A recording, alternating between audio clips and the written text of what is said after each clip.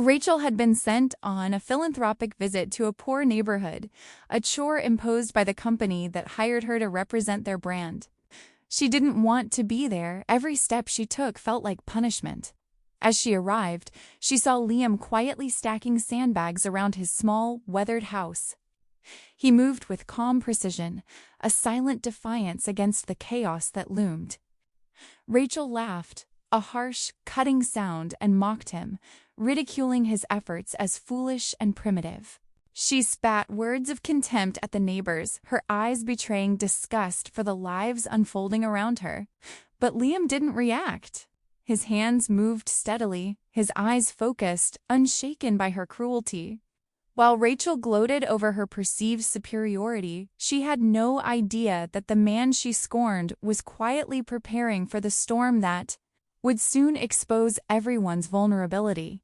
As the sun sank and shadows deepened, the unexpected happened.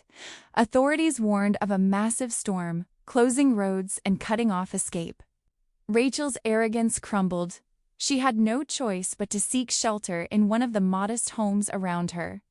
The storm hit with merciless force, and floodwaters surged into the house where she cowered, fear gripping her chest like a vice. Panic echoed through the walls. Screams mixed with the relentless roar of water, every second stretching into eternity. When the dawn finally arrived, it revealed a landscape of utter devastation. Mud and debris swallowing homes and lives. But in the center of this chaos stood one house untouched, immaculate, a beacon amid ruin. Liam's. Rachel's jaw dropped, her mind unwilling to process what she saw. She turned away, pretending she hadn't witnessed the truth. But her team had seen everything, documenting the miracle, the quiet triumph of a man she had humiliated without mercy. And what happened next would unravel secrets far deeper than pride or wealth. But before we continue, don't forget to subscribe to the channel. Now, let's discover how this incredible story truly began. Rachel adjusted her perfectly coiffed hair in the rearview mirror of her pristine white luxury SUV, her manicured fingers tapping impatiently on the leather steering wheel. The low-income neighborhood of River's Edge sprawled before her, a patchwork of modest homes, cracked sidewalks, and the faint smell of wet earth and smoke from wood-burning stoves. She wrinkled her nose, leaning toward her assistant, a young woman who had been with her for 3 years and was now quietly enduring the daily spectacle. "Honestly," Rachel muttered, her voice dripping with disdain, "how do people live like this? It smells unlivable." Her assistant swallowed, nodding, clutching the clipboard with the Apex Foundation's annual report schedule. It was the usual charade photo op staged smiles. A narrative of charity and goodwill designed to comfort donors rather than actually help anyone. As Rachel's SUV rolled slowly down the uneven street, her eyes fell on a figure moving with focused precision outside a weathered wooden house. Liam, shirtless and glistening with sweat under the early afternoon sun, knelt by a stack of sandbags, methodically arranging them in a pattern that would have seemed rudimentary to an outsider but revealed the mind of someone thinking 3 steps ahead. Each bag was placed with care, leveled, and compacted, while he calculated angles, water flow, and weak points in the house's perimeter.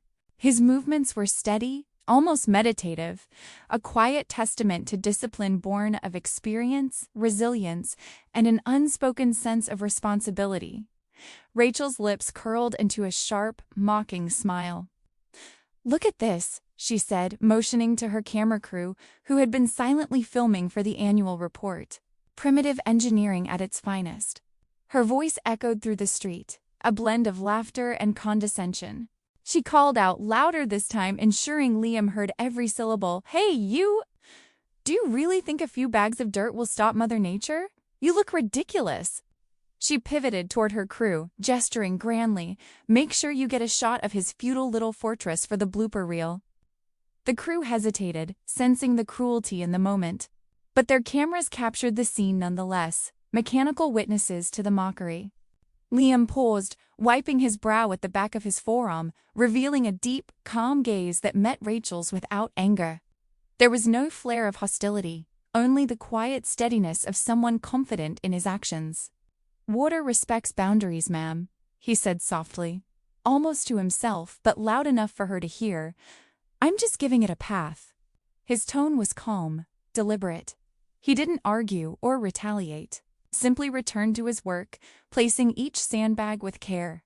Rachel, thrown off by the lack of fear or shame in his eyes, rolled her eyes and moved on, distributing brochures to the neighbors with the kind of patronizing sympathy that made everyone around her feel smaller rather than supported. The sun dipped low, casting long shadows that stretched across the cracked asphalt, and an urgent blare of sirens shattered the fragile calm. The local sheriff arrived at the only bridge out of the neighborhood, waving traffic back. The single road that connected River's Edge to the wider city was now impassable. Rachel's voice, high-pitched and panicked, pierced the evening air. "Do you know who I am?" She screamed at the officer, tapping the badge on her chest. But there was no exception, no shortcut, and no rescue. She had to retreat. The flimsy community center at the corner of the street became her reluctant shelter, its walls echoing with the cries of frightened residents. Water surged through the streets, faster and higher than anyone anticipated. Rachel, heels ruined, hair soaked, clung to the edge of a plastic table as the world outside was swallowed by mud and debris. The air was thick with fear, the faint smell of rot and wet wood filling her nostrils. Children cried, elderly neighbors prayed quietly, and Rachel, the once confident woman of wealth and privilege, felt the suffocating weight of helplessness. She watched in horror as the flood devoured homes, carried away possessions, and left a scarred landscape in its wake. Through the night, the groans of collapsing structures echoed, a haunting lullaby of destruction. At dawn, the sky bled pale pink through the dissipating storm clouds, revealing a landscape of ruin and despair. Rachel stumbled outside, soaked through and shivering, expecting her worst fears to have been realized. Mud caked her designer shoes, hair plastered to her face. She paused mid-step, mouth slightly agape.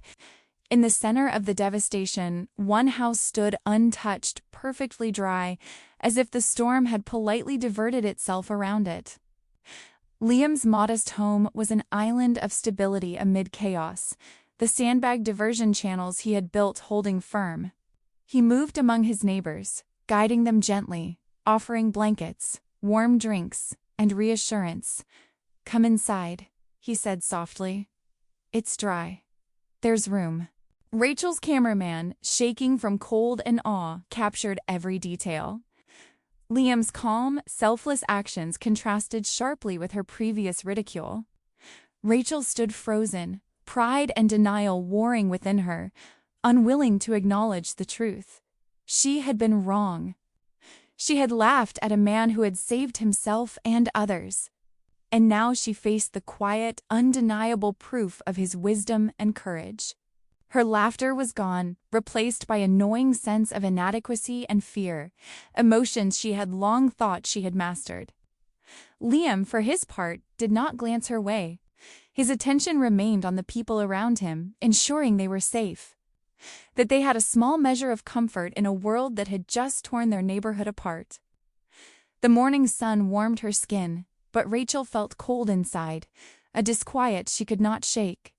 Liam's eyes met hers briefly, not in triumph, not in malice, but in quiet acknowledgement of human resilience. In that moment, Rachel understood something profound. Survival wasn't about money, privilege, or mockery. It was about foresight, compassion, and the courage to act when others could only stare in fear. Her hands trembled slightly, and she looked away, unwilling to admit the truth aloud. But the scene before her, captured in mud, sandbags, and unbroken hope, had already spoken louder than any words she could muster. Rachel's fingers flew across her phone as she barked orders at her crew, her tone sharp and insistent, tinged with desperation. "Delete that footage! Now! That's not the story we want! She snapped, her eyes scanning the monitors in disbelief. The image of Liam's house standing untouched amid a sea of mud and debris gnawed at her pride. Her carefully constructed narrative of disaster, helplessness, and her own heroism was crumbling. She clenched her jaw, willing herself to remain composed, but the rising panic in her chest betrayed her. It ruins the tragedy angle. Do you understand? The audience wants emotion, heartbreak, not him. That man is irrelevant. Her cameraman, a quiet young man named Peter, had endured months of Rachel's constant belittling and micromanagement. Her laughter, her sneers, and her condescending instructions had piled up like sediment on his patience. And now, faced with the undeniable evidence of Liam's competence and compassion, something inside him shifted. He hesitated only for a heartbeat before making a choice. With careful fingers, he connected to the social media feed on his tablet and uploaded the raw footage, adding a single caption. She laughed at him. He survived. Outside, the scene was far from the polished chaos Rachel had imagined. Liam moved through the mud-strewn streets, not celebrating, not drawing attention to himself, but quietly lifting neighbors from the muck with steady hands. He carried blankets, carefully drying them over the backs of shivering children. Steam rose from mugs of coffee he had prepared in the sanctuary of his dry kitchen, the aroma mingling with the damp, earthy scent of the neighborhood. "Come inside," he said softly to a trembling elderly woman, guiding her to the safety of his home. "It's dry. There's room." His voice was gentle but firm, a beacon of calm in the storm's aftermath. Rachel, meanwhile, remained rooted beside her ruined SUV, her phone pressed to her ear as she barked at an assistant on the other line, her words sharp and hurried. "No, I don't care what the police say. They need to get me out of here.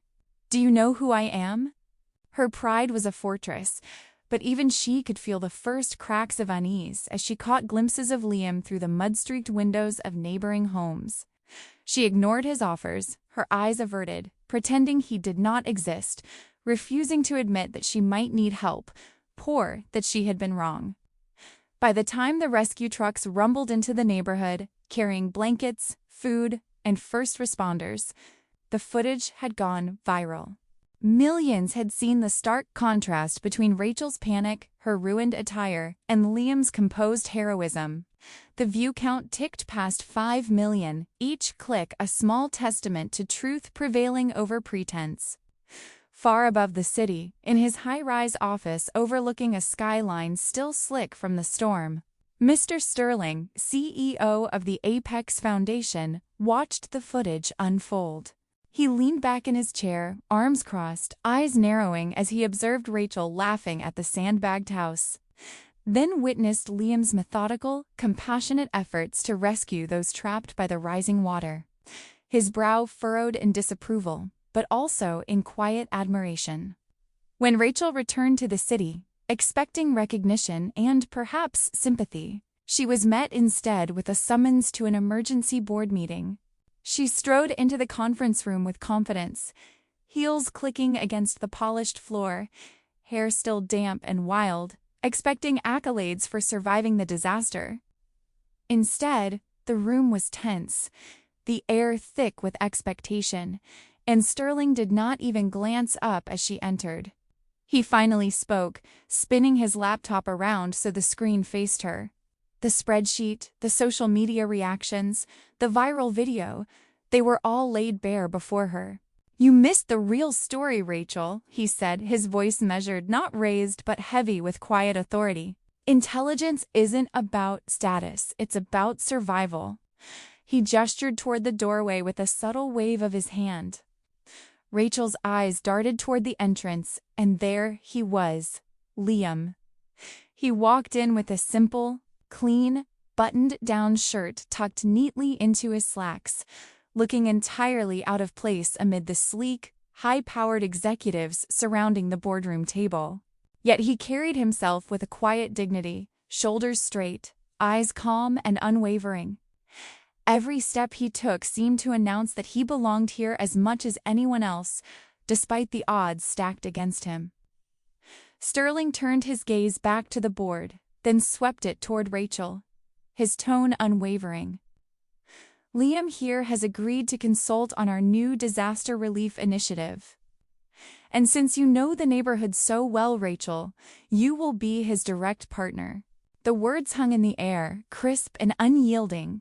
Rachel's mouth fell open, a mixture of disbelief and irritation washing over her.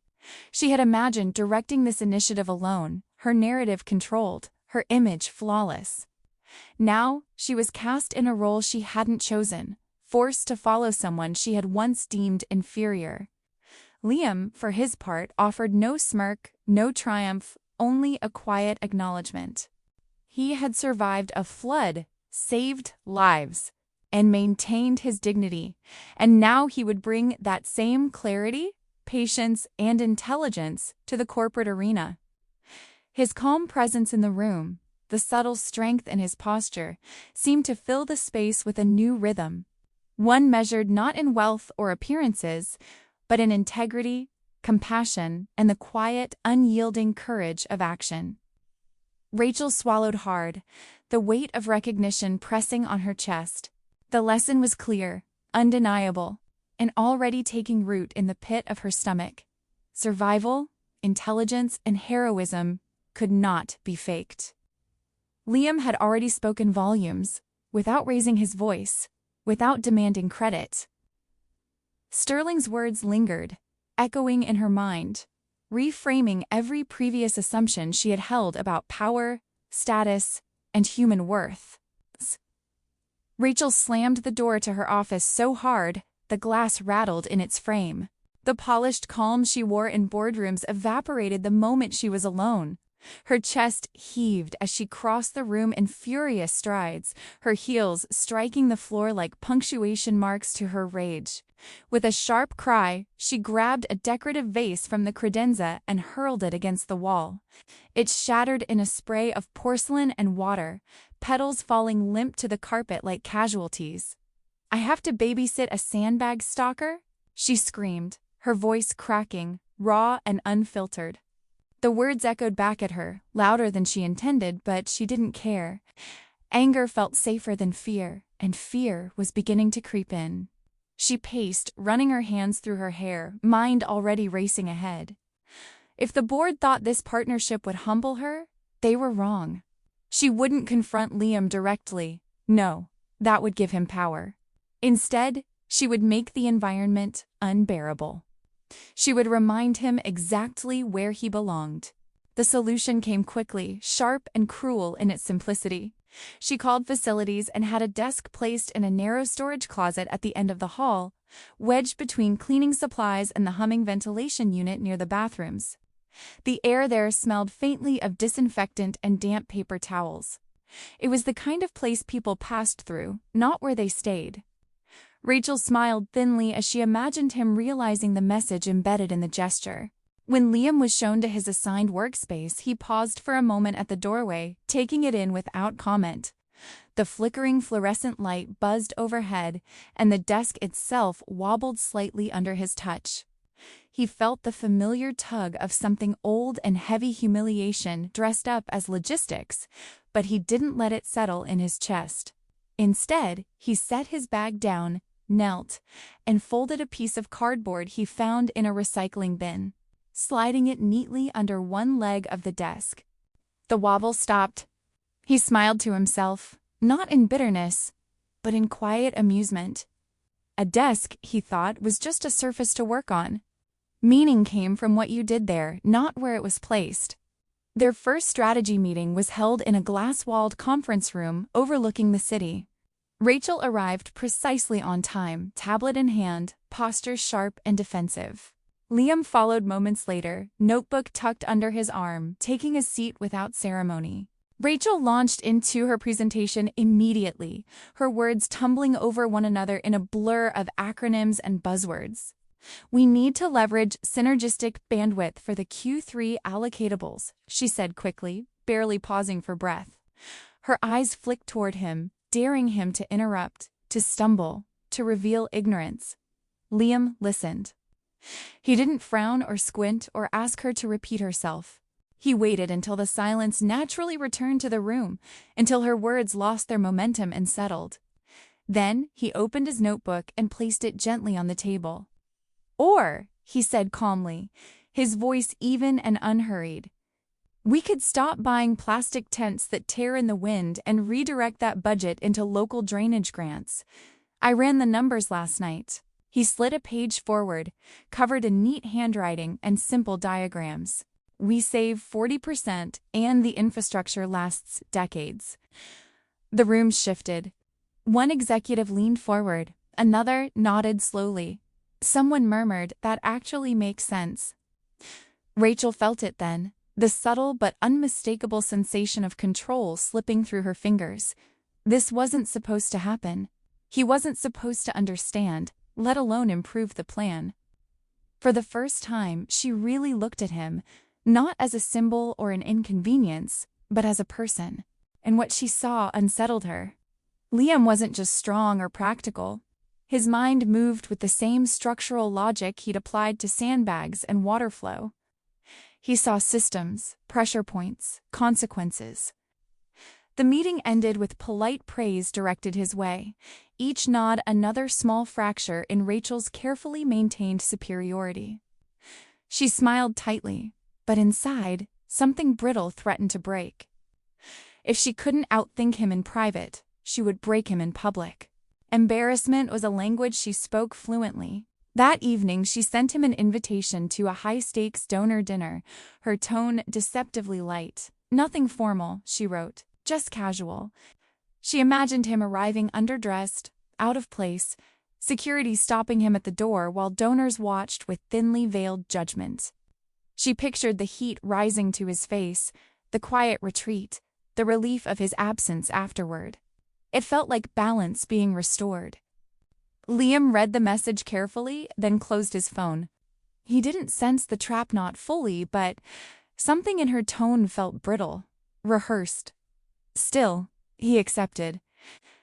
Growth, he had learned, often required walking into rooms that didn't want you there. And if he stumbled, he would stand again. He always had. The evening air inside the grand ballroom was heavy with the scent of polished wood, floral arrangements, and expensive cologne. Crystal chandeliers scattered light across faces painted with smiles that were as artificial as the glittering gowns and starched tuxedos. Liam entered quietly, his posture upright, his movements unassuming. He wore a simple charcoal sweater over a crisp white shirt, dark slacks, and shoes that were polished but modest. Compared to the tuxedos and designer gowns around him, he looked ordinary. The contrast was immediate. Heads turned, whispers rippled across the room like a tide. Rachel, perched on the balcony above with her glass of champagne poised delicately between her fingers, felt a thrill of cruel satisfaction. A small, vindictive smile curved her lips as she watched security move toward him. She imagined the donor's eyes narrowing, the subtle judgment, the social humiliation, exactly the embarrassment she had orchestrated. Her plan, elegant and precise, was working. Liam would falter, he would shrink, he would leave quietly, and she would bask in her victory. But the universe, it seemed, had its own script. Mr. Sterling entered the room just as the security guard's hand touched Liam's arm. There was a moment of tense silence, the faintest pause in the ballroom's symphony of polite chatter and clinking glasses. Then Sterling, tall and commanding, removed his tuxedo jacket and tie, tossing them to a nearby waiter. "It's hot in here anyway," he said loudly, voice carrying effortlessly across the room. Every eye turned to him. "Liam, walk with me." The effect was electric. The entire room shifted, their posture loosening as Sterling's confidence radiated outward.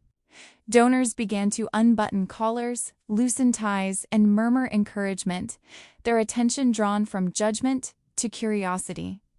Rachel's smile faltered, her plan unraveling in a heartbeat. She leaned against the balcony railing, eyes narrowed, lips pressed in a tight line. Her carefully constructed trap had spectacularly backfired. Liam followed Sterling's confident stride into the center of the room. He didn't speak immediately. He didn't need to. His calm, measured presence drew attention, not in flamboyance, but in sincerity. As the dinner commenced, he began to share stories. Not about himself, not in a boastful tone, but about the families of River's Edge. He spoke of the mud-streaked streets, of children who had cried with fear and relief in equal measure, of neighbors who had lost everything except one another. "We don't want charity," he said, his voice steady, carrying over the soft murmur of the crowd. "We want the tools to protect ourselves. We want dignity, not pity. We want to stand on our own, with guidance, not handouts." Each sentence was measured, thoughtful. His words resonated in the quiet spaces between clinking glasses, weaving a connection that no fancy suit or social standing could replicate. The donors listened, some leaning forward, eyes glimmering with empathy, others nodding in quiet respect. There was a sense that truth had entered the room, subtle but undeniable, shifting the energy and compelling attention not to pretense, but to honesty. Meanwhile, Rachel excused herself to the bathroom, hands pressed to her temples, breathing shallow and rapid. She replayed the scene in her mind, furious and disoriented. Her meticulous plan to humiliate him publicly had been crushed under Sterling's authority and Liam's natural composure. She leaned against the cool marble wall, the reflection in the mirror showing her carefully applied makeup beginning to streak with perspiration. Anger burned in her chest, an almost physical weight pressing her shoulders down. Unbeknownst to her, Liam, walking past the service corridor after speaking to a small group of curious donors, overheard a conversation between Rachel and a contractor. The words were low, clipped, but clear enough. "Kickbacks," the contractor said, and Rachel replied, her tone brisk and matter-of-fact, "Yes, make sure the dummy invoices are processed. No one will trace it back." His stomach tightened as he processed the implications. She wasn't simply incompetent. She was actively laundering money through the construction contracts intended for the neighborhood's recovery. His hands tightened into fists for a moment, but he breathed slowly, holding back the fire of outrage. This wasn't personal, it was about protecting the community that had trusted them. He returned to the table with measured steps, expression unreadable. Rachel was already there, adopting the practiced smile of faux sweetness. Her posture composed, her hands delicately adjusting the folds of her gown. Liam regarded her for a long, silent moment. In his mind, he catalogued the truth he had just overheard. This wasn't about ego anymore. This was about justice, about standing for the people who could not speak for themselves. As the night wound down, Rachel leaned in toward him under the guise of a private whisper, her words sharp, loaded with condescension. "Don't get comfortable. You're a diversity hire. You'll be gone in a month." Her tone was meant to wound, to diminish, to remind him of the precariousness of his position. Liam met her gaze, his eyes calm, unwavering, and cold in their clarity.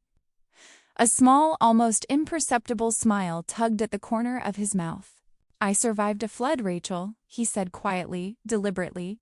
"You're just a little rain." There was no malice, only truth and the unshakable weight of experience. The words hung in the air, a subtle reckoning, a promise that neither threats nor intimidation could erode the integrity he carried. The donors, unaware of the silent exchange, continued their conversations around them. But for Liam and Rachel, the night had already changed. The power dynamics had shifted. The pretense, the hierarchy, the shallow games, all of it had collided with reality and human resilience. Liam had entered the gala with no expectation of triumph. Yet he left an indelible mark, not through wit or wealth, but through authenticity, compassion, and unwavering moral clarity. For Rachel, the lesson was bitter but undeniable. Intelligence, courage, and integrity were forces no social manipulation could contain. Liam approached the office the next morning with a quiet, deliberate calm that belied the storm of thoughts in his mind. He knew the delicate dance ahead. The people he was up against had polished armor, composed smiles, and a sense of entitlement that could make most men shrink back. Yet, he had already survived a flood, navigated chaos, and protected lives with nothing but instinct and courage. In comparison, this felt like another kind of terrain, still treacherous, but navigable with patience and perception. He walked into Rachel's office with a polite nod, holding a folder loosely at his side. "I'd like to study some of the older project files," he said softly, almost reverently, "to understand your brilliance and methodology." His voice carried no hint of confrontation, only curiosity, and the faintest trace of admiration that was strategic enough to draw Rachel in. Rachel paused mid-step, one manicured finger hovering over the touchscreen of her tablet. She raised an eyebrow, lips curling into a self-satisfied smile. "You want access to my files?" she asked, amusement dancing in her eyes. "You think you can understand them?" There was a faint laugh in her voice, more of derision than humor. "Yes," Liam replied calmly. "I want to learn." The word hung in the air between them. Flattered by the pretense of deference, Rachel decided he was harmless. She swiped her tablet, her movement swift and confident, and recited the login credentials aloud. "There. You can study to your heart's content," she said, dismissive, the trace of arrogance almost tangible. She imagined him staring at spreadsheets, numbers, and charts meaningless to him, fumbling through formulas and jargon. But Liam did not stumble. He stayed late into the evenings, long after Rachel had left for her social obligations, the hallway lights dimming around him, casting shadows across the cubicles. He wasn't just reading the files. He was analyzing, cross-referencing every line with invoices, delivery records, and neighborhood reports. Patterns emerged, contradictions became obvious. The Sandbags Apex had paid for in 2023 were listed at $50 each, but the ones delivered were flimsy, costing just $2 apiece and bursting under the first weight of water. The discrepancy wasn't just negligent, it was deliberate. To gather the full picture, Liam reached out quietly to the people who moved through the office unnoticed, those whom Rachel treated as invisible. He befriended Maria, the cleaning lady, who had watched the corporate charade for years but rarely spoken. Her eyes lit up with cautious trust when Liam greeted her warmly, asking about her days and listening with genuine attention. He treated her humanity with respect, never patronizing, never assuming her insights trivial.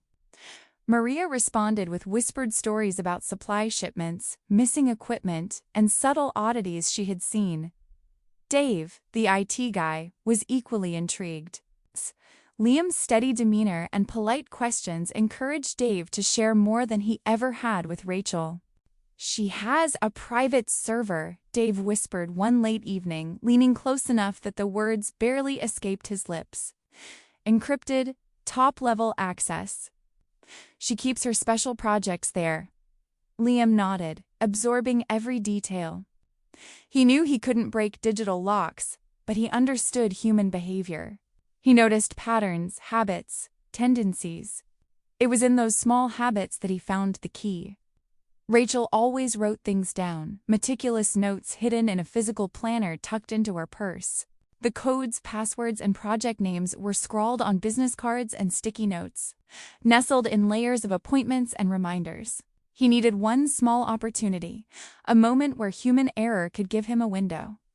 It came one afternoon in the form of a carefully timed accident. Liam carried a cup of coffee to the far side of her office, deliberately brushing against the edge of her chair as he passed. The cup tipped slightly, and dark liquid sloshed toward her purse. Rachel gasped, leaping forward, hands fluttering as she grabbed at the leather. "Oh my God, my bag! My things!" she exclaimed, frantic, exuding raw panic as she struggled to contain the spill. Liam moved swiftly, helping her steady the bag, his eyes scanning the interior. A business card peeked out, code written on the back in her familiar hurried scrawl.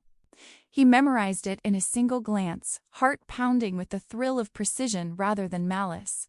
The encounter passed as an accident, a moment of shared fluster that Rachel would later dismiss in her mind, but for Liam, it was a breakthrough.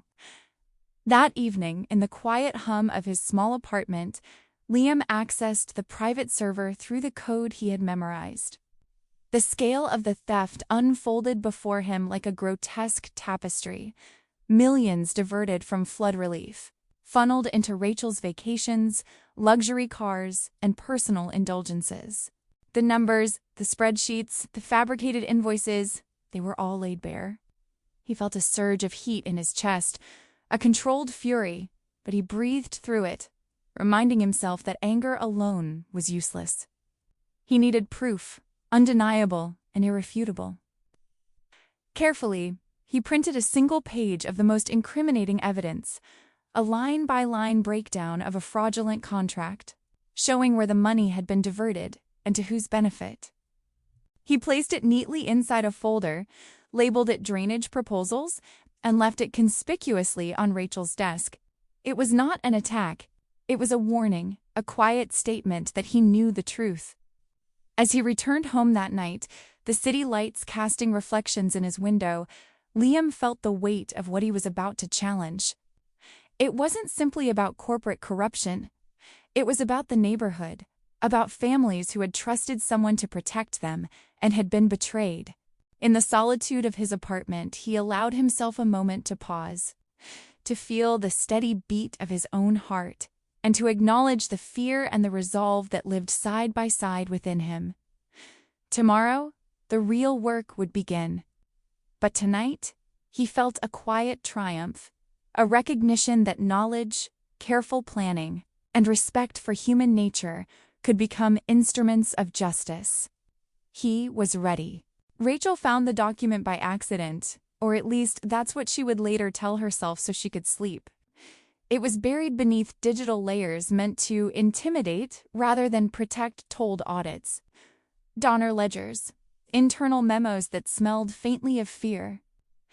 As the file opened, the color drained from her face, not in a dramatic gasp, but in a slow retreat, as if her blood had decided it wanted nothing more to do with her anymore.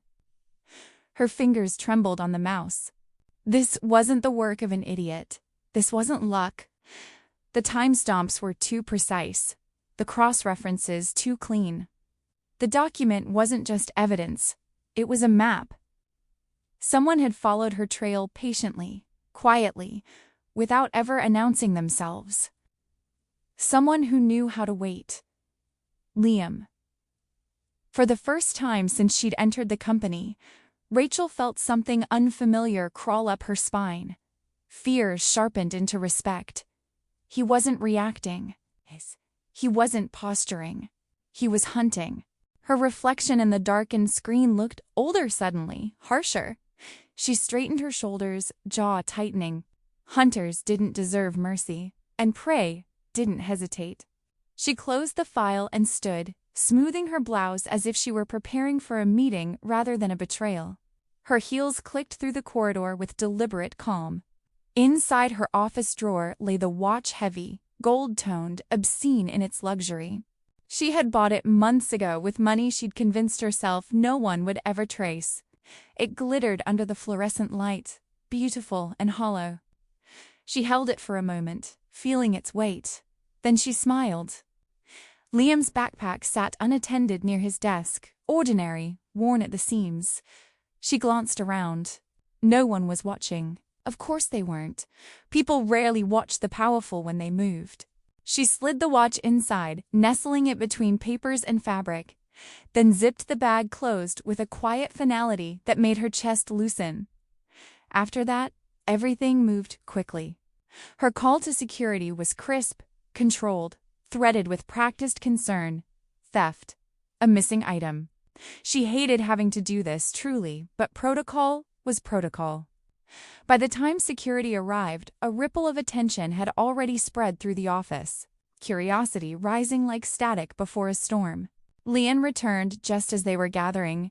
He took in the scene at once, the guards, the tightening circle of colleagues. Rachel standing slightly to the side with her arms crossed, her mouth curved into something that wasn't quite a smile. "Is something wrong?" he asked calmly. Security explained. They asked for his bag. Liam didn't argue. He didn't flinch. He lifted his hands slowly, palms open, a gesture so unthreatening it made some people uncomfortable. His eyes flicked briefly to Rachel, not in panic, not in accusation, but in quiet recognition. As if he were confirming something he had already known, the zipper opened. A hand reached in. When the watch emerged, gleaming under the office lights, the room inhaled as one. Whispers broke out instantly, sharp and hungry. Rachel stepped forward, her voice smooth, almost pleased. "I knew it," she said, tilting her head. "I knew you people couldn't resist shiny things." The words hung there, ugly and exposed. Some faces shifted uncomfortably, others looked away. Liam didn't move. His expression didn't change, but something in his eyes hardened, not with anger, but with disappointment. The head of security took the watch, turning it over, checking the clasp, the engraving. He frowned. Then he checked again. Finally, he looked up. "This is a fake, Miss Rachel," he said evenly. "A cheap knockoff." Silence crashed down. Rachel blinked. Once. Twice. Her mouth opened, then closed. The confidence drained from her posture like air from a punctured tire. Liam exhaled softly, as if releasing a breath he'd been holding all morning. "I don't wear watches," he said, his voice steady, almost gentle. "Time is measured by what we do, not what we wear." He met Rachel's eyes fully now. There was no triumph in his gaze, only certainty. Earlier that morning, he had seen her lingering too close to his desk, pretending interest, pretending boredom. He had felt the old instinct stir, the one that had kept him alive when trust was expensive. So he had switched the bags, left the decoy where she could find it, waited. Rachel's face burned. She could feel the room recalibrating around her, doubt replacing belief, curiosity turning inward. Sterling cleared his throat, visibly unsettled.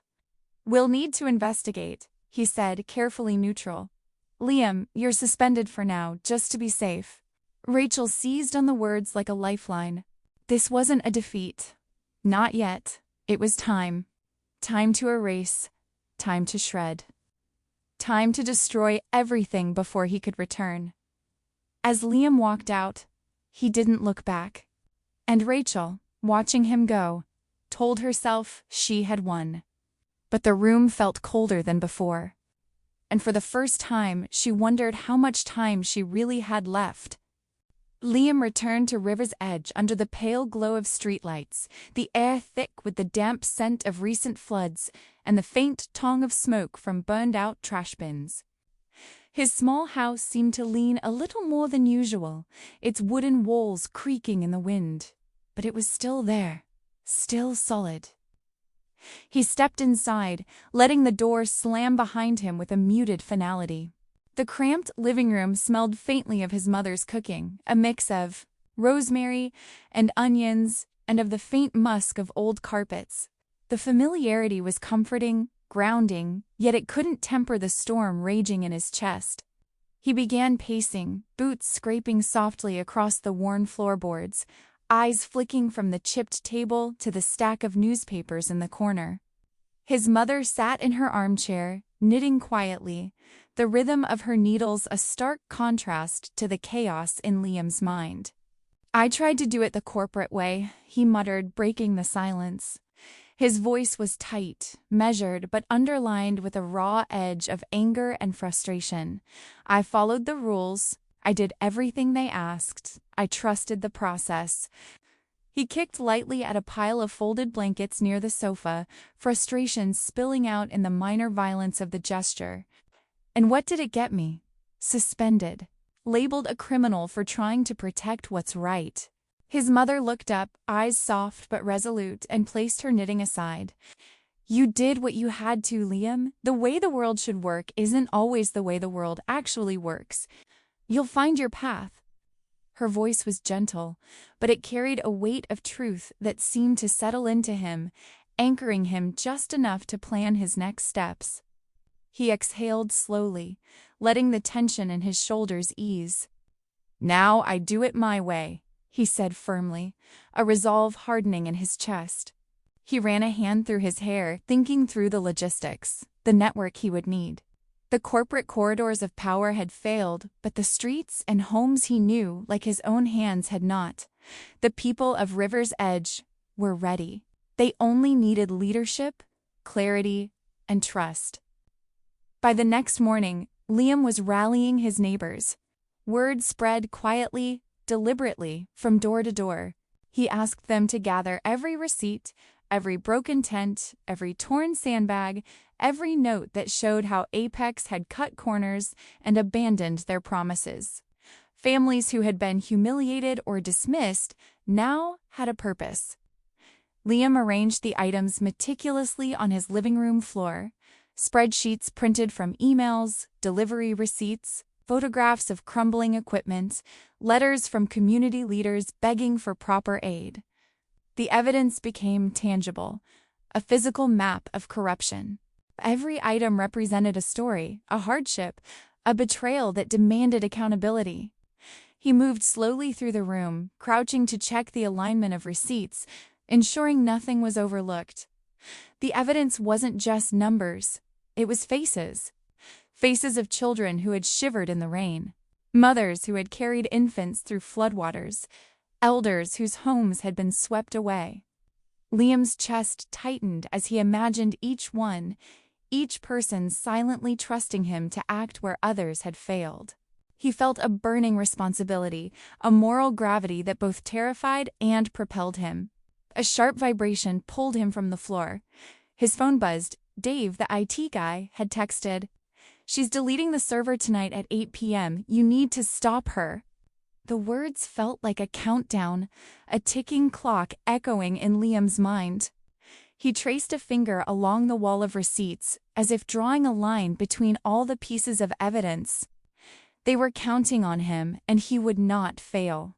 The problem was clear. He could not enter the building legally, not without alerting security and potentially losing access to the data forever. He thought through the layout, the guards, the cameras. Then his gaze fell on the one person Rachel had always overlooked, Maria, the cleaning lady. The woman who moved silently through the office, never acknowledged, never considered a threat. Maria, who knew every corner, every shortcut, every vulnerability. He called her. His voice was low, careful, threading urgency without fear. "Maria, I need your help tonight. Can you let me in?" There was a pause, and then she answered softly, "I've been waiting for someone to ask. I'll see you at 8. Night fell, and Liam made his way to the office building, the shadows wrapping around him like armor. Maria was there, waiting at the loading dock, her silhouette firm and unflinching. She guided him through the side entrance, silent, fluid, a ghost among the city lights. Together, they navigated the building, Liam following her lead, memorizing the turns.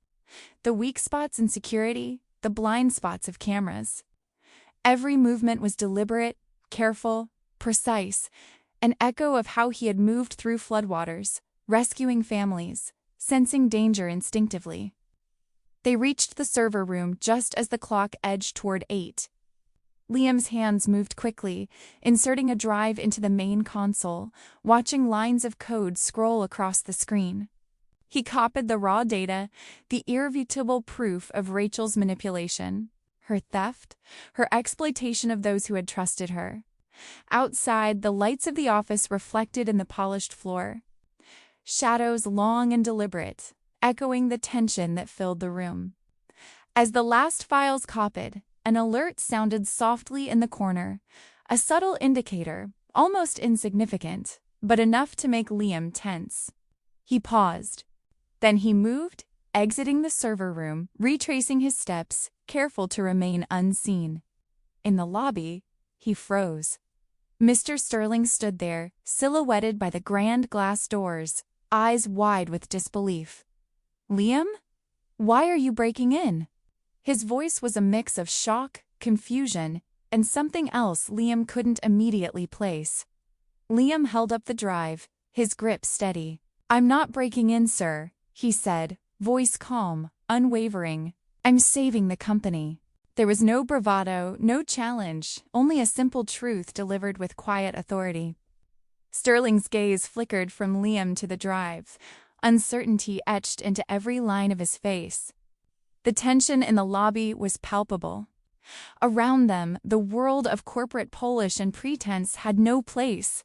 There was only the raw, unvarnished reality of accountability, of human integrity, standing firm against deception. Liam exhaled softly, feeling the weight of the moment lift slightly. For all its danger and risk, the action had been precise, controlled, just. He had acted not out of anger, but out of responsibility, out of care for the people who had trusted him when the powerful had failed. In the quiet tension of the lobby, that truth was undeniable. Liam sat across from Mr. Sterling in the sleek, glass-walled office that smelled faintly of polished wood and expensive leather. The city skyline stretched behind Sterling like a glittering wall, a stark contrast to the modest homes Liam had fought so hard to protect. He held the drive firmly, the data secure and unassailable. His hands were steady, but inside a storm of anticipation and dread churned. Every moment of his planning, every sleepless night, had led to this confrontation. Sterling reached for the drive with deliberate care, his fingers brushing against Liam's. His face, usually composed and commanding, was tense, brows drawn tightly together. He inserted the drive into the computer, his eyes scanning the lines of spreadsheets, photos, invoices, and emails. Each file brought a new weight, a new confirmation of the betrayal that had quietly festered behind the company's polished facade. Sterling's lips pressed into a thin line. This is serious," he said, voice almost breaking. His eyes met Liam's, and there was a flicker of something raw: shock, pain, disbelief. He swiveled slightly in his chair, exhaling heavily. But he hesitated, searching for the right words, as if trying to anchor his emotions against the tide. "Rachel is family." Liam's stomach sank. He had suspected familial connections might complicate matters, but hearing the words spoken aloud, with that mix of heartbreak and defensiveness, hit him harder than he expected. Sterling's tone softened, almost pleading. "She has emotional problems, she struggles, but she wouldn't steal. I refuse to believe she would betray everything we stand for." The revelation landed like a weighty stone. Rachel was Sterling's niece. It was a system Liam had hoped would protect victims and punish wrongdoers, was instead shielding one of its own. His chest tightened, a dull ache of frustration mingling with moral outrage.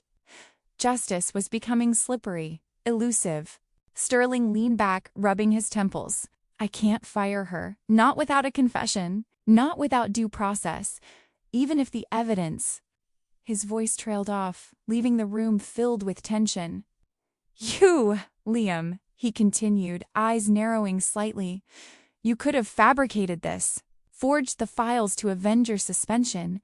I need you to understand how serious this is." You crossed a line. The ultimatum hit Liam like a physical blow.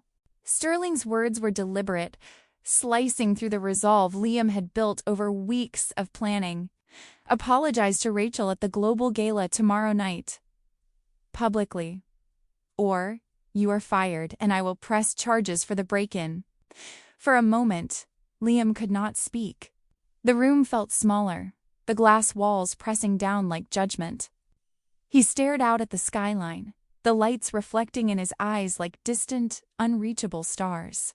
He had fought so hard to protect the vulnerable, and yet the powerful were protecting each other, even in the face of truth.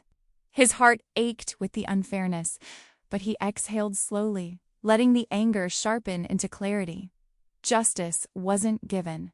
It had to be claimed. "I understand," he said finally, voice low but firm. "I will apologize, but I will also tell the truth." The words were heavy, deliberate. He had no illusions about the difficulty of the path ahead, but his resolve was unshakable. "I will prepare a speech," he added, softer this time, almost to himself. "I will tell everyone exactly who Rachel is." The morning of the gala arrived with an uneasy quiet.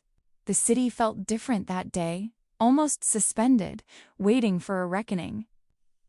Liam woke early, watching sunlight stretch across the modest floorboards of his living room, catching on the edges of his neatly arranged sandbags. Each one reminded him of patience, planning, resilience, and the quiet victories that often went unseen. There was a knock at the door. Rachel entered without ceremony, her heels clicking sharply on the wooden floor, the air around her charged with calculated confidence. She looked out over the rows of sandbags, an amused smirk on her lips. "You see?" she said lightly, voice sharp with mockery. "You can stack all the dirt you want, but you can't stop the flood of power. Make sure your apology is sincere. The spotlight will be unforgiving." Liam did not flinch. He turned his gaze to the structural supports of his porch, tracing the lines of wood and metal he had reinforced carefully, methodically. The sandbags weren't just practical. They were symbolic of every life he had saved, every choice made with care and foresight. He felt their weight in his chest, not as a burden, but as a quiet testament to resilience. "I told you, Rachel," he said softly, voice steady, carrying more gravity than the morning light itself. "I don't stop the flood. I redirect it." His eyes lifted, meeting hers with a calm intensity that spoke of certainty, of morality, of unshakable integrity.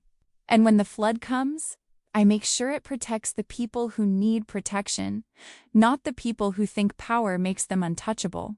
Rachel's smirk faltered, just for a fraction of a second, but she masked it quickly with practiced indifference. Yet Liam could sense it, the crack in her confidence, the flicker of uncertainty that his resolve had ignited. The morning air in River's Edge seemed sharper somehow, filled with possibility. Liam felt the weight of responsibility and justice balance in his chest. He had compromised with the system, agreed to a necessary deception, but he had also prepared to reveal truth on a stage where millions of eyes would be watching. As Rachel left, her heels fading down the street, Liam exhaled slowly, feeling the gravity of the day ahead. The flood of power might be inevitable in some circles, but he had already begun redirecting it. He had already begun reclaiming what was right, and for the first time that morning, he allowed himself a quiet, small smile. He was ready, not for revenge, not for pride, but for the chance to set things right, to illuminate truth, to protect the community that had trusted him when the world had failed them. Every calculated step, every quiet decision, every sleepless night had led to this. The storm was coming, but he had learned how to guide it. The night had settled over the city like a silken veil, glittering with lights from skyscrapers that reflected in the river below.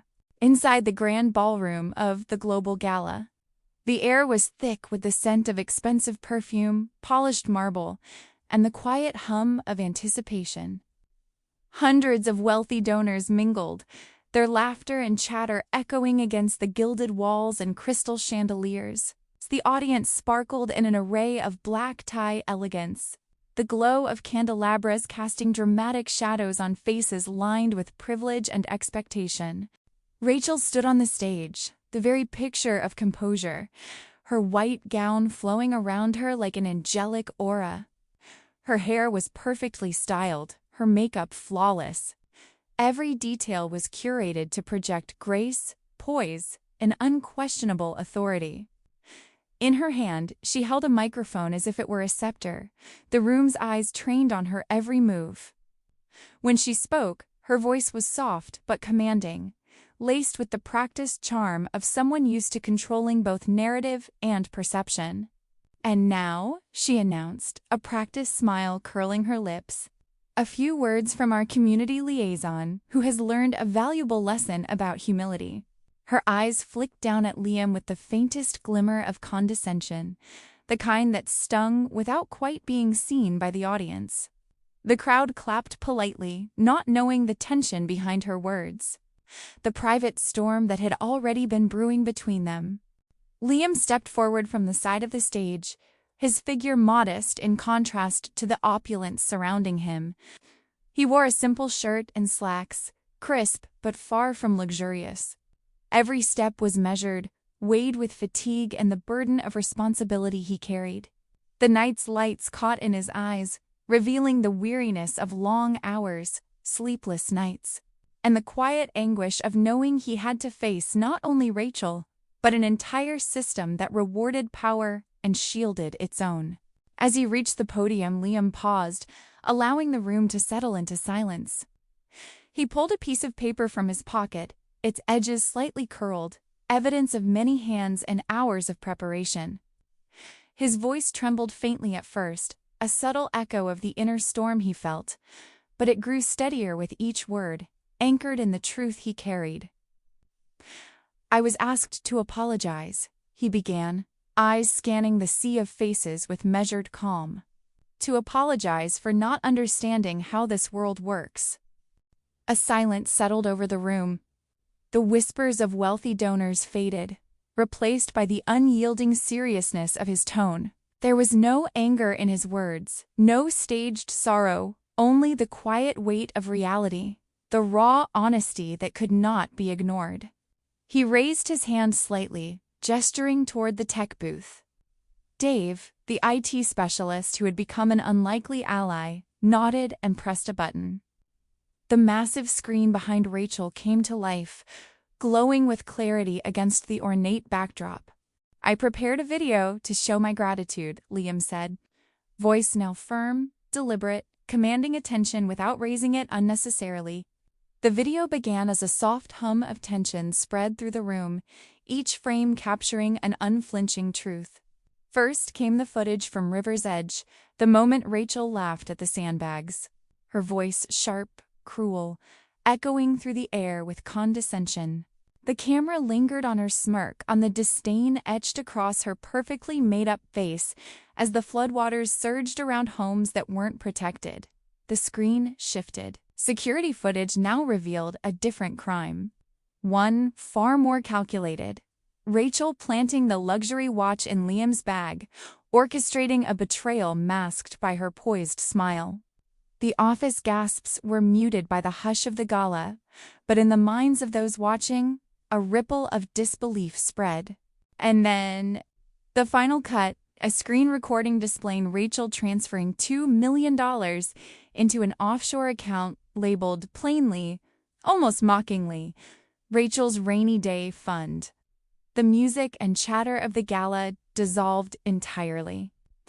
Even the crystal glasses seemed to shiver with the weight of revelation. The room had stopped breathing in unison, frozen in a collective moment of stunned silence. Rachel's hand tightened around the microphone, her knuckles whitening. Her glass of wine trembled in her other hand, then slipped, shattering on the marble floor with a sound that echoed like accusation. The red wine spread across the pristine surface like spilled secrets, crimson and undeniable. Her face, usually a mask of calculated control, betrayed panic, disbelief, and a flicker of real fear. Liam's voice rose, not with fury, but with unshakable resolve. "Nature doesn't care about your last name," he said, each word deliberate, resonant, "and neither does the truth. You stole blankets from children, you stole food from the hungry, and you thought because I was poor, I was stupid." His eyes, steady and unflinching, scanned the room, daring the audience to look away from the undeniable facts. The luxury, the power, the privilege, all were meaningless against the weight of truth. Rachel's legs trembled as she moved toward the podium, desperate to cut off the microphone, to seize back even a fragment of control. But her long dress, so carefully chosen for elegance and authority, betrayed her. Her heels caught in the folds of fabric and she stumbled forward. crashing to the floor in a grotesque mirror of her earlier arrogance in the mud-stained chaos of River's Edge. The crowd gasped, shocked by the fall, by the collapse of carefully constructed illusions. Some whispered, some laughed quietly, but all eyes were riveted, unable to turn away from the spectacle of exposure and consequence.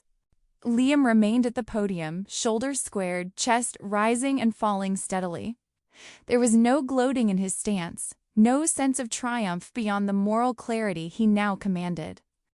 Every breath, every carefully measured word, had been about more than revenge. It had been about protecting the vulnerable, illuminating injustice, and reclaiming truth from the hands of someone who thought themselves untouchable. The gala, the donors, the glittering lights, all faded into the background. In that moment, only the undeniable contrast between deceit and integrity mattered. Liam felt the burden he had carried for weeks lift slightly, replaced by a quiet, resolute satisfaction. He had redirected the flood. He had safeguarded the dignity of his community and the principle that no act of cruelty, however hidden behind wealth and connections, could withstand the light of truth. Even as Rachel lay sprawled on the floor, her pride in ruins, the audience held a tension-filled reverence for what had just unfolded. Some felt anger, some relief, some awe. Liam's quiet strength, the courage of a man without illusions about power or privilege, had transformed the room. And in the midst of spectacle and luxury, the simple, undeniable truth had triumphed. Liam lowered his hand from the podium, his gaze softening slightly as he looked toward the back of the hall, toward the community he had fought for. The flood had come, the truth had redirected it, and for the first time, he felt the room and perhaps the world acknowledge that integrity, courage, and humanity were stronger than wealth, deception, and fear. The applause had barely subsided when Mr. Sterling stepped back onto the stage, the weight of authority pressing down in a silence that was almost tangible. His gaze swept across the room, first landing on his niece, Rachel, whose face was pale and twisted in a mixture of anger, disbelief, and shame. The wine-stained white dress clung to her like a cruel echo of the mud-splattered chaos in River's Edge. The hall was still hushed, the grandeur of the gala contrasting sharply with the raw human vulnerability before them. Sterling's eyes softened just slightly, not with sympathy for Rachel, but with the heavy burden of knowing family could hurt as deeply as strangers. He lifted the microphone. "Police are waiting outside." "Rachel," he said, his voice firm yet measured, resonating through the space with undeniable authority. The words were simple, but they carried the force of consequence. The room seemed to hold its collective breath. For a moment, Rachel's shoulders slumped as the truth she had so carefully avoided came crashing down. Security officers approached, and she was guided toward the exit, her hands cuffed in front of her. Her protests were loud, her voice cutting through the murmurs of the crowd like broken glass. "This is a conspiracy," she screamed, her words sharp but hollow, losing impact as the evidence of her misdeeds lingered in the minds of everyone present. Each step she took was a mirror of her unraveling facade, her elegant gown now smeared with red wine that mingled with the shadows of her humiliation. It was a reflection of her moral failings, a visual testament to a journey that had begun with mockery and arrogance and ended in public exposure. The audience watched silently, some in shock, some in quiet vindication. The opulence of the gala, the wealth, the power, all had been stripped away, leaving a human story of justice, accountability, and redemption in its place. Sterling remained on stage for a few moments longer, eyes scanning the room, ensuring the weight of the lesson lingered. Then, with a subtle nod, he allowed the proceedings to continue, leaving the audience to absorb the magnitude of what had just occurred. Months passed, and the winter thawed into a spring that carried the scent of renewal across River's Edge. Liam, stood in the middle of the neighborhood, watching as life slowly returned to the streets that had once been choked with mud and debris. The transformation was astonishing. Gone were the temporary sandbag barricades, replaced with carefully engineered levees, drainage systems that channeled floodwaters safely, and homes elevated above the threat of rising waters. Every structure bore the stamp of planning, of thoughtfulness, of someone who understood that true protection required knowledge, foresight, and compassion. Children ran along newly paved streets, their laughter bouncing off the walls of refurbished homes. Neighbors smiled as they exchanged greetings. The strain and fear of past floods replaced by the quiet pride of survival and progress. Liam moved among them with ease, offering advice here, sharing a warm cup of coffee there, his presence calm, yet commanding. There was a subtle joy in seeing the community thrive, a validation that his efforts had not been in vain. Every detail of the redesign reflected not only practical engineering, but the human element. Spaces for children to play safely, community gardens to nourish, and reinforced walkways for the elderly. One afternoon, Sterling visited Liam, stepping into the transformed neighborhood with an expression that blended admiration and respect. "Liam," he said, voice steady, "we'd like to offer you a permanent executive position in the city. A corner office with a view, everything you could need to continue your work at the corporate level." His tone was generous, but it carried the weight of expectation, a world of prestige laid before Liam like a polished invitation. Liam considered the offer carefully, feeling the pull of status and comfort, then turned his gaze toward the streets he had walked for months, toward the homes and people who had trusted him when they had no reason to. "I'll take the job," he said quietly, a smile tugging at the corners of his lips, "but I'm keeping my desk in the neighborhood. You can't see the storm coming from the 50th floor." Sterling's eyes widened slightly, a mixture of surprise and approval. In that statement was not only defiance, but a declaration of loyalty, a reminder that true leadership was grounded in connection, not in distance or privilege. Liam's days began to fill with purpose again, but now with a sense of permanence. He gathered a group of neighborhood children under the shade of a reconstructed community hall, showing them how to read blueprints, measure foundations, and understand the invisible logic that kept their homes safe. The children's eyes sparkled with curiosity and admiration, their fingers tracing the lines and symbols as Liam patiently explained every detail. He paused often, letting their questions linger, valuing their voices and perspectives. The sky above River's edge was dotted with clouds, a reminder of the storms that had come and the ones that might still arrive. But Liam's gaze was steady, his posture relaxed yet alert. He breathed in the crisp air, feeling the rhythm of life around him, confident that preparation, vigilance, and compassion were the true shields against chaos.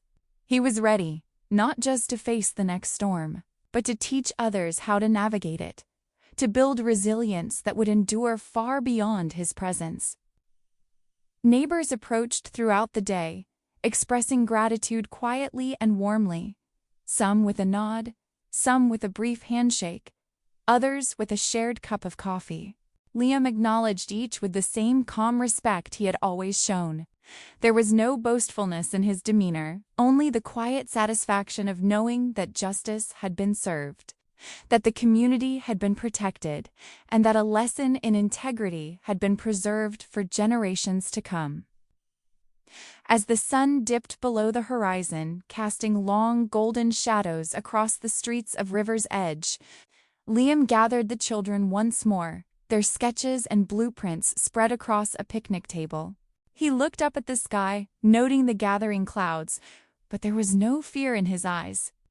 The past had been a trial, the present a responsibility, and the future a challenge to be met with wisdom and courage. He knew that storms would come, as they always had, but he also knew that with preparation, community, and the guidance of those willing to lead with heart, even the fiercest flood could be weathered. The neighborhood thrived, not because of money or influence, but because someone had refused to remain silent, had chosen action over complacency, and had shown that integrity, courage, and compassion could redirect the course of any disaster. Liam's presence was a testament to that truth, a living reminder that resilience was built in quiet acts of care and relentless vigilance. As the children packed up their drawings, chattering excitedly about what they would build next, Liam smiled softly. He straightened the rolled blueprints in his hands and took a deep breath, feeling the pulse of the community around him. The future was uncertain, as it always was, but he was ready, steadfast in his resolve and unafraid of whatever storms lay ahead. And in that moment, the neighborhood was not just rebuilt, it was reborn. If you enjoyed this story of courage, integrity, and resilience, make sure to subscribe to the channel and turn on notifications so you never miss a tale that inspires, moves, and reminds us of the power of human spirit.